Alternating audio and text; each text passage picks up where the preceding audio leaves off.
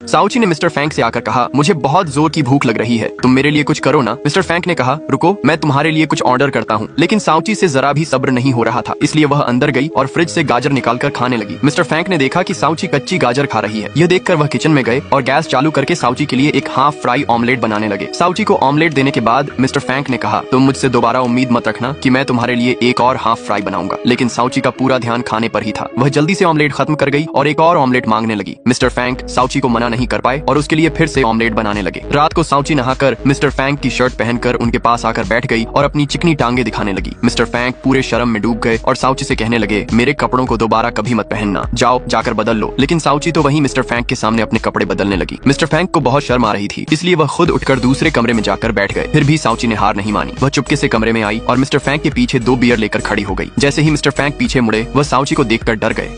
साउची ने कहा, मुझे नींद नहीं आ रही, क्या तुम मेरे साथ बैठकर एक ड्रिंक कर सकते हो? मिस्टर फैंक पीने के मूड में बिल्कुल नहीं थे, लेकिन साउची के ज्यादा जोर देने पर मान गए। रात भर दोनों ने साथ में ड्रिंक की। अगली सुबह नाश्ता करते समय साउची ने मिस्टर फैंक से कहा, मैं अब लगभग ठीक हो चुकी हूँ, तो अब मैं वापस अपने घर चली जाऊंगी। तभी मिस्टर फैंक ने सैफायर का जिक्र छेड़ते हुए कहा, सैफायर का मामला जल्द ही सुलझने वाला है और 2 दिन के अंदर हम सैफायर के चोर को भी पकड़ लेंगे। सैफायर का नाम सुनते ही साउची को जैसे सांप सूंघ गया। उसने तुरंत तबीयत खराब होने का नाटक किया और वहाँ से उठकर कमरे में चली गई। वह मिस्टर फैंक को सारी सच्चाई बताना तो चाहती थी, लेकिन उसे डर था कि कहीं मिस्टर फैंक उसे गलत न समझ लें। साउची ने ठान लिया कि जब मिस्टर फैंक घर आएंगे तो वह उन्हें सब सच बता देगी। इसी बीच मिस्टर फैंक की जगह फ्रैंकली आ गया। साउची बैठकर फ्रैंकली से बात करने लगी। जब फ्रैंकली घर से जा रहा था, तब मिस्टर फैंक ने दोनों को साथ में देख लिया। मिस्टर फैंक को डर लगने लगा कि कहीं साउची को उसकी जगह फ्रैंकली पसंद न आने लगे। जब मिस्टर फैंक घर के अंदर आए तो उन्होंने साउची को डांटना शुरू कर दिया। साउची का चेहरा थोड़ा उतर गया। उसे ऐसा देखकर मिस्टर फैंक ने साउची को सीधा किस कर दिया। मिस्टर फैंक साउची को खूब सुनाते हैं और बोलते हैं, आज से न तुम फ्रैंकली से मिलोगी, न उसके साथ रहोगी और न ही उससे बात करोगी। तुम मेरी गर्लफ्रेंड हो, सिर्फ मुझे देखोगी और मेरी सुनोगी। साउची को कुछ समझ नहीं आ रहा था कि उसे क्या करना चाहिए। वो थोड़ी शांत सी हो गई। तभी मिस्टर फैंक ने साउची को बिना सोचे समझे सीधा किस कर दिया। किस करने के बाद दोनों ऐसे रिएक्ट करने लगे जैसे कुछ हुआ ही नहीं। इसके बाद साउची वापस अपने घर रेस्टोरेंट चली गई। उसकी मैनेजर साउची को देखकर बहुत खुश हो गई। अगले दिन जिया मिस्टर फैंक के घर आती है। वो मिस्टर फैंक को सीसीटीवी की कुछ फुटेज दिखाती है, जिसमें साफ पता चल रहा था कि सफायर की चोरी साउची ने ही की है। मिस्टर फैंक ने जिया से कहा, इन फुटेज को अपने पास तक ही रखना, ये फोटोज बाहर नहीं आनी चाहिए, क्योंकि अगर ये फोटोज बाहर आई तो मेरी कंपनी पर भी खतरा आ सकता है। दूसरी तरफ साउची अपने घर में बैठी सोच रही थी कि मिस्टर फैंक को सफायर के बारे में सच कैसे बताना है। तभी उसके घर मिस्टर फैंक आ जाते हैं। मिस्टर फैंक को अचानक देखते ही साउची थोड़ी घबरा जाती है। साउची को जिस चीज का डर था वही हुआ। मिस्टर फैंक ने साउची को गलत समझ लिया और उसे उल्टा सीधा बोल दिया। इसके बाद दोनों में थोड़ी बहस हो गई। साउची ने अभी भी मिस्टर फैंक को सब सच नहीं बताया था, जिस वजह से मिस्टर फैंक उसे गलत समझ बैठे और बहस करके वहाँ से चले गए।